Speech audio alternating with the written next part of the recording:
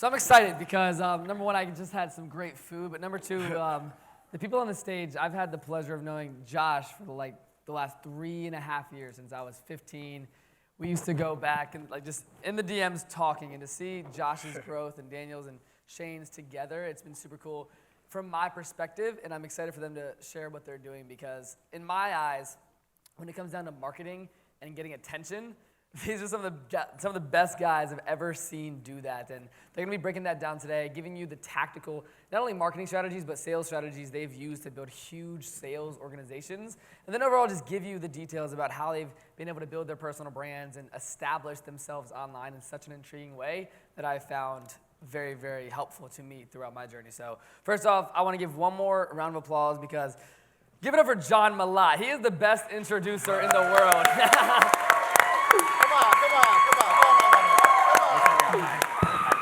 All right, and we are in terms of this was supposed to start at 4 or 4:30, so we're just gonna be very precise with time. So the first question I want to start off with is, Josh, when you got on not only Instagram as a platform but online business, I know that we've known each other, like I said, for 3 years. Right. What was that transition into the online business world? When did you get started, and overall, what made you get started? Because I know you dropped out of college, and your journey has just been insane since then.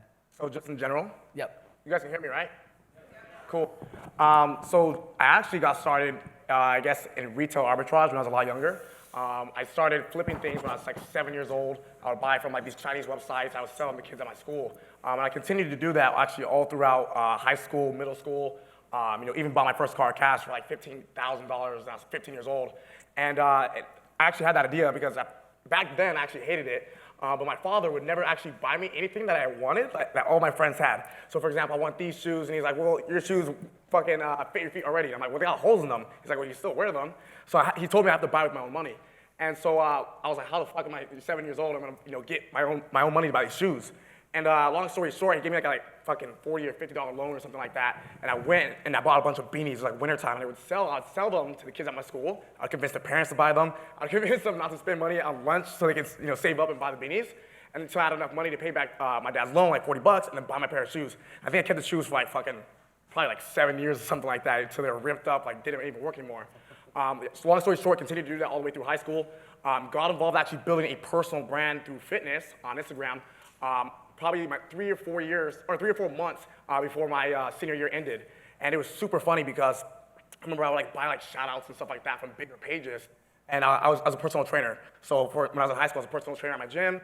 Not like a certified one, just I was just a gym rat. And people would be like, hey dude, what do you do? And I'd be like, I was training you. And I was charging maybe $10 an hour. And I was training kids that were on the freshman and sophomore team who wanted to make varsity basketball. And so I started building a brand, creating videos of working out and doing different athletic workouts. And nobody was doing that back then. Nobody was on social media. Nobody was really investing time nor money into creating a visually appealing page. And I'm just fortunate enough, I guess, to be born at the right time and be in the right generation. I started using Instagram probably the first 4 or 5 months it came out. I was 8th grade or 7th grade or something like that. And so from there, it's funny, I remember my friends being like, why would you pay $20 for an Instagram shout out? You're so dumb. It's a waste of money. It's not real. And so people used to actually make fun of me throughout high school because they thought I was trying to be like somebody I'm not. They're like, you're not a fitness person. And it kind of went through. So I kind of just decided to do my own thing, go full loner mode, just kind of stop hanging out with people. So fast forward through there, people started wanting merchandise. So you're talking about personal branding and wearing my own brands. People wanted to start rocking the brand, the fitness brand that I had. And so I went and I bought shirts, got them done wholesale at local places, print on demand. And I'd sell them to kids at my school, and then I'd have my friends go sell them to kids at my school, and I'd give them a little commission. And then it just got to the point where I was like, this is getting way too difficult. How do I scale this? I got into print on demand. Is anybody here familiar with print on demand for e-commerce? You people? Pretty much somebody orders a shirt or any type of apparel from your website, and the third-party company ships it directly to their house, and you don't do anything. So you just create the logo, you put on the shirt, and then they do all the fulfillment. So you just drive the traffic. So I got into that, not really at scale, but just to people that were following my brand on social media. I had maybe 20,000 followers at the time. And from there, people were like, what about water bottles, workout bottles? And so I started getting involved with drop shipping. So I started drop shipping e-commerce products. Ended up going to school, learning funnels, internet marketing. That's around the time I met you. Yeah. It's funny, so he's talking about we used to DM each other all the time. Casey was that kid in my DMs who would nonstop blow me up every single day. We gotta connect, we gotta connect, we gotta connect. And I'm like, who is this kid, man? He used to hit me up. It was Facebook back then, not Instagram. And so that's how we got connected.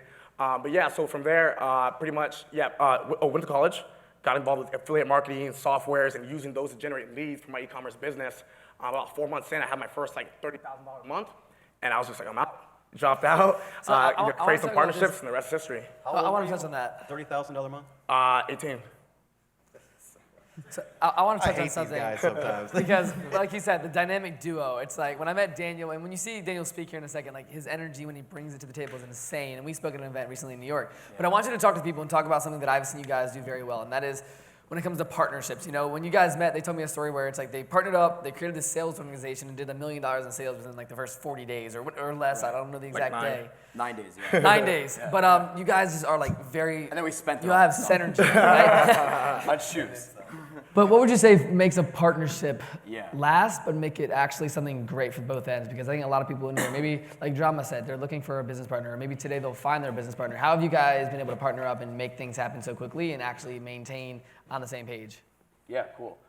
I think, did we all meet together at the same New York e-convention or no? No, you guys met. No, we met at the prior one. Cool. So yeah, me and Josh went. By the way, who here has notes? Who's taking notes? Raise of hands. Man, every event I gotta come to, everybody has to take fucking notes. Like I always say, like good ideas come and good ideas go at events. I was just telling Josh this. When I was young, my grandfather always used to have a notepad. I'm like, I say it in Italian, I'm like, no, why'd you always have a notepad? He's like there's so many ideas that come through the day. He's like, I gotta cement them to paper or they're just gonna leave, right? So like there's so many little fucking nuggets. Like when I come here, if I can't take notes, I record everything. Because people are like, man, you know, it takes so long to, you know, change a business or like change your health or like, you know, get started and make 7, 8 figures, 9 figures business. It takes 10 years. It doesn't take fucking 10 years. It's just one idea that you cemented to, but it takes people fucking 10 years to write down one idea and then go execute on it. It takes people 10 years to like actually start going to the gym. So it's just a note. But anyhow, what was the question? Partnerships. Oh, partnerships, right. So, I mean, for partnerships, like Josh and I have obviously like a wicked fucking partnership. You guys see us like hanging out together a lot. Shane's with us as well. And I think any good partnership, like obviously there's end goals and there's visions and stuff, but I say there's always like 3 great components. Like him and I are always like at the exact same energy levels, exact same fucking frequency. Like we'll wake up in the morning, no alarm clocks. We don't set alarm clocks, but like I'll wake up outside of my door. He'll wake up. I'll be like, yo, good morning. Were you like coming to wake me up and shit like this? It's always the same energy level. So I say to any good partnership, and this is why I say if you guys have notes, I think there's 3 components. Number 1, I would say you guys are working. These 3 things are actually, this is indefinable to like an amazing fucking partnership. Number 1, working towards the exact same vision. Number 2, having the exact same work ethic. Number 3, transparency and honesty. And I'll elaborate them in a second. So what do I mean by that? Josh and I can work towards the exact same vision. Like he could be going to one goal, I could be going towards the exact same dream, targets, goals. Okay, perfect. Second thing, he works like a fucking racehorse. If you guys know him, he doesn't sleep. Like I thought, like I work like crazy. This guy works like 80, 90, 100, 120 hours a week. He gets 2 hours sleep. So perfect. We're both crazy. Our work ethic is to tier, like top crazy tiers. It's fine. If you guys work 40 hours a week and Shield works 40 hours a week, it's perfect. Cool. You guys have the same work ethic. Number 3, though, we can work the same. We have the exact same vision, but if I don't trust him, partnership's not going to work out. Simple. Like if there's no trust, it's not gonna work out. Or flip it over. I trust him, we work the same, but he wants to build one thing and I wanna build something else, partnership will not work out. We're not headed towards the exact same vision. Or the last thing, we're working towards the exact same vision, right? Same dreams, same targets, same goals, right? He's working, or I trust him, but he's fucking lazy, it's not gonna work out. Like he doesn't have the work ethic, it's not gonna work out. So I always look back to those 3 things. And it's important, like I think everybody in business should have a fucking partner. Like there's days where I'm like, man, like I'm not feeling it. Josh is my fucking action buddy. He's like, yo, you guys go to the gym, you guys have freaking gym buddies, you're like 1 more set, 2 more reps, 3 more reps. It's the exact same thing in business. Like I heard some idiot say partnerships are gonna kill, like, I literally just watched a video actually on my way here saying like partnerships, they never last, are gonna fucking kill you. I'm like, this is bullshit.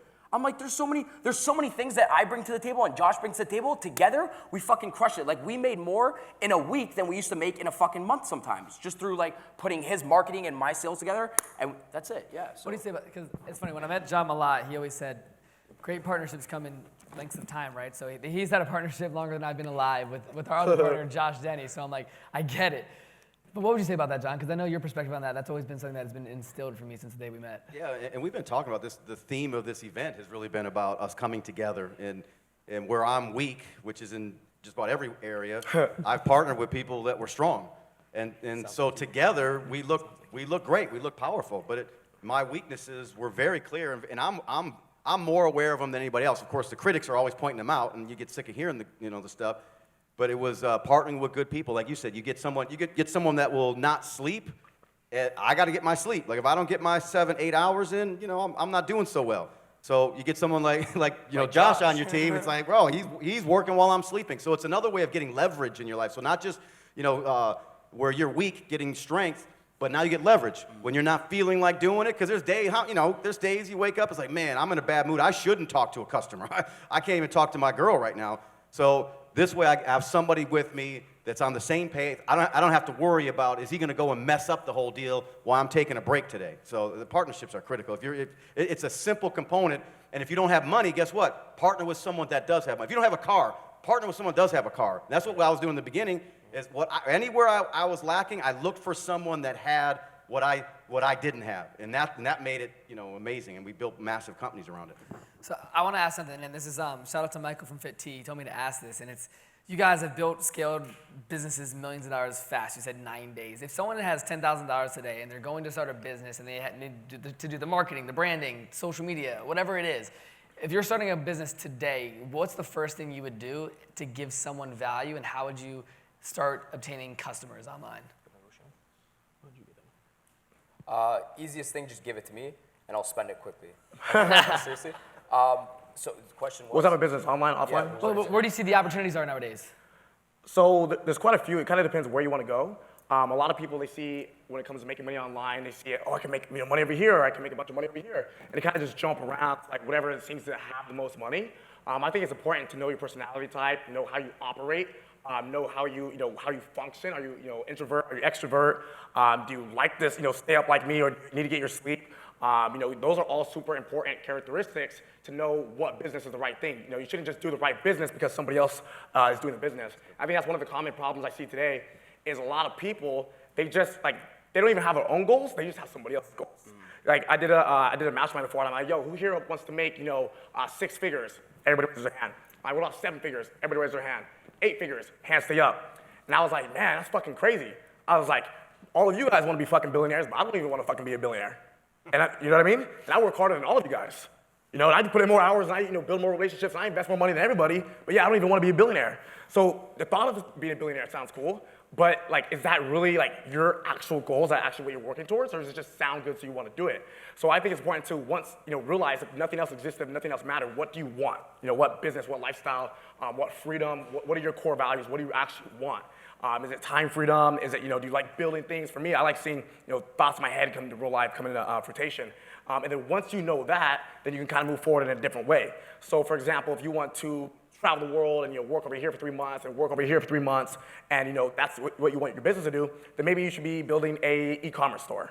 If you like attention, or you like impacting people, then maybe you should put that money into building a personal brand. Personally, I would put it into a personal brand because I believe it's one of the strongest things to be able to accelerate any business. So if it was a non-biased question, what makes the most logical sense, I would say personal brand, because you can accelerate, launch any business, create partnerships, more opportunities come to you when you have a personal brand. Literally every single week, I'm getting 4 or 5, 6, 7 different people who want to partner up, who have 7, 8, 9-figure companies, because my personal brand let them know hey, he's good at marketing, he's good at sales. But if you're just you just want extra money, passive income, ATMs, or maybe you put it into invest with the real estate. It really just depends on what your actual desired objective is. Because a lot of people just say, 10K, how can I get rich fast as fuck? And that's just not realistic. Nor if your actions don't align with what your goal is, then you're just setting yourself up for failure and you're not gonna do it anyways. Perfect. All right, and let's bring Shane in on this one. You've been quiet over there. What would you say if you're starting a company? I know you had massive exits in your businesses. Looking back on that, for the people that are starting a business today or just getting started, what advice would you give to them? I would probably say it's super important just to keep an open mind no matter what you're doing, right? And when you're selling something, of course, it's more about the customer. When it comes to a business, it has to be something you're passionate about. Kind of like Josh said a little bit earlier, when you're looking at something that is let's say Forex, for example. You get the shiny object, you're like, oh shit, someone's making a ton of money with Forex. You get super excited, you're like, I want to make a ton of money at Forex. Well, you don't really know why you want to make money with Forex. You don't really know even what you would do with that money. And third, you might not even like Forex. You might be like, I hate numbers, I hate stocks, but you're just doing it for the money. right? So you really have to focus on what that purpose is and make sure it's something you like. I liked e-com. I liked the struggle. I liked the ads when I first jumped into it. That's why I did it. I loved energy drinks when I sold my first energy drink company and got into my very first company, right? I was still working a job. I was scared of getting into my own business. I always wanted to, but I was like, oh, I don't know. I got a 401k. I got my, I got my 6-figure salary. I'm going to be a VP in 20 years. Like, this is great. But at the same time, I was like, I like energy drinks. It's good. So it's about finding something that you love, of course, that has room in the market and that fits a need in the market to be able to be successful at, and then just working your ass off on it, right? And it's okay if you want to test different things, but make sure you test one thing at a time. That's probably one of the biggest issues and something you're going to hear a ton of people say, but it's true. So many people are like, oh, this didn't work a week, so I'm going to do something else next week. Oh, this didn't work, so I'm going to try something else next week, right? And they just don't, or they work on 3 things at once, and obviously you're not going to be successful at that. It's like trying to date 10 girls at once. Or 10 guys, or, maybe sometimes it works for Josh. I couldn't pull that off. There's no way in hell. I'd be like, I could barely find time as it is right now, let alone like trying to see Tim for people. Like something's gonna crack. And so it's important to pay attention to that, and also just realize it's not about, right? It's not about just, oh, I only have $9 or $90 to get this done. It's about going into debt and going into good debt to get it done. There's times where you're gonna spend more money than you have, and you might put yourself into a serious financial crisis. But it's good debt. It's something that's going to have a return on investment, right? It's like loaning money to buy an apartment complex. It's like loaning money to start your company or getting investors to start your company. You're putting yourself in the debt. You're giving away equity. Maybe you're losing money, but the long-term value is there, and you have to see the bigger picture. Because if you're just thinking about tomorrow or making $1 million and you don't see every step from beginning to finish and what that finish is, right, having that exit strategy like Casey said, you're screwed. To elaborate, can I elaborate before you go? Don't go into any single business. Don't go into, so he said passion. Passion's fucking great. If you can't find your passion, like if you guys, some people are fucking delusional. Like Daniel Guaranya is not going to become an NBA player. Cool, but I fucking love playing basketball. But so I say go back to what you're curious in. Curiosity will always propel you towards the future. Like when you're curious in things, you'll start peeling back the curtain. It's like the cat in the bag, number one. But never go into business. Don't even, the fucking 10K, don't even like invest it if you're indecisive. Don't invest it if you're operating like cynical and you're like, maybe it'll work, because that's how you get fucking crushed in business. I know for a fact, anything, I say it's like the golden touch, anything that Josh and I go into, operate with complete fucking certainty. That's it. Like, I say, okay, here's the deal. Imagine you were a father or you were a mother, and your kid, like I hear a lot of like, maybe I think I can make it in this business. Imagine you were a mother or father, and your kid came up to you and they're like, mother, I think I want to marry Samantha. Do you mind giving me like $80,000? If you're the mother, you're gonna be like, Dan, you think you want to marry Samantha and you want $80,000? Fuck no. So you as a mother, you're not gonna fund that decision. So why are you gonna fund an I think decision in business? It's the exact same thing, right? Would you agree? So don't go into businesses like skeptical and stuff. Just if that's it, that's your curiosity, you think you could be fucking great at. And by the way, every business model, I guarantee that you heard today, is fucking proven. Why? It already worked. Josh's ATM works, people's e-commerce work, people's personal branding work. So the vehicle works, the industry works, they just went all fucking in. I always say, dude, if he can do it, I can do it. I told you, like anything, if that person can do it, I can do it no matter what. I just didn't fucking commit I committed halfway. I showed up to the event, I didn't bring the notepad.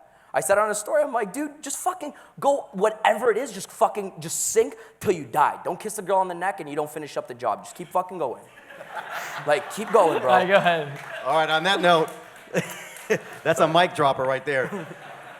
Listen, we just want to thank you guys for coming in. It's like, these guys are our servant leaders. They get the call, they come in, doesn't matter where they're at. And we appreciate you guys coming in. We're actually the opening act for 48 Laws of Power for Mr. Robert Greene. So we're going to bring him up next. But I appreciate you guys being here. Thank you. We guys stick around for a little bit, meet some of the team? Yeah. All right. All right, give him a big round of applause.